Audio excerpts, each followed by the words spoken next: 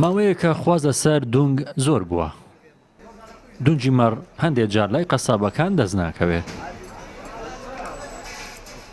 ئەو کەسانی کیتۆ دەکەن هەم بازاڕەکەیان گەرم کردووە و هەمیش قەیرانی کەمی دونگ. ئەمە ژوای کردووە نرخی چلوەیەک دونگ 5,000 دیناری بێتە سەر.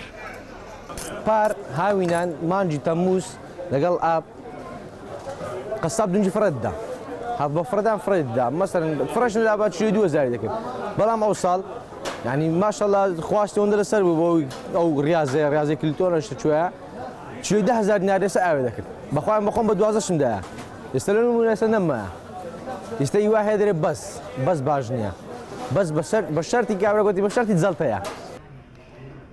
ڕێنمایی پزیشکێکی پسپۆڕم پێویست بوو.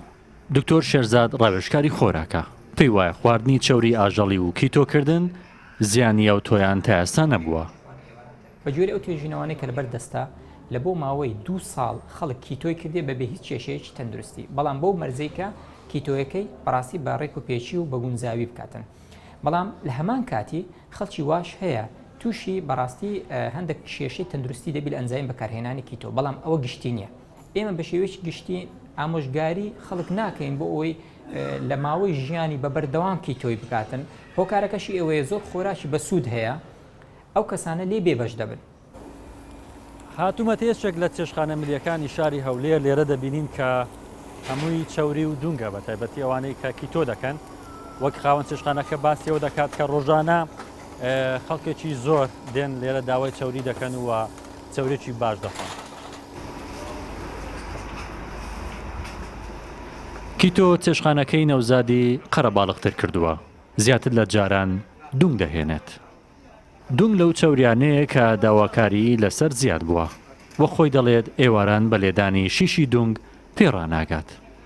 بەنسبەت چەوری دونجی حیوانی ماوەکە خەڵکەکی زۆر دێن داوای دونجی دەکەن پێشتر هەبوو یعنی خەڵک هەبوو دەترسا دەیگۆل مەقسەد چەوریم هەیە دونجی ناخۆم خواردنی بێت چەوریم لۆ لێدە بەس ئێستا تەماشا دەکەم خەڵک بە شیش داوا دەکەن ینی جاری وایە پێشتر لەوانەیە ڕۆژانە 2 کەس 3 کەس بە شیش بیان خوارد بە ئێستا ڕۆژانە لەوانەیە بە 10 کەس بڕۆلۆ لەوانەیە 100 کەس ڕۆژی وایە دێ بە شیش دونجی دەخوایان.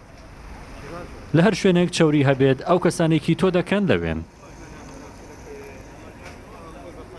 یەکێکە لەوانەی ماوەیەکە بە کیتۆ چێشی دابەزاندووە وە خۆی دەڵێت سوودی لە چەوری ئاژەڵی بینیوە. من تقریبا دوم جارە داخلی کیتۆی دەبم زارەشیان بۆ ماوەی مانگێک بوو لەو مانگەی تقریبا 8 کیلۆم دابەزاند بەس لەبەر ئەندە ئیش و کاری تایبەتی خۆم وازم لێن لە بەس ئێستا حالیان چیمۆ ناو کیتۆی زیاتر لەوانەیە دەڕۆژ دەبی ئیسفادەشی باشم کردیە و لەو ماوەی ئەو مانگەی کە 8 کیلۆم دانایە تقریبا هیچ تووشی مزەحافەتشی نەبوومە.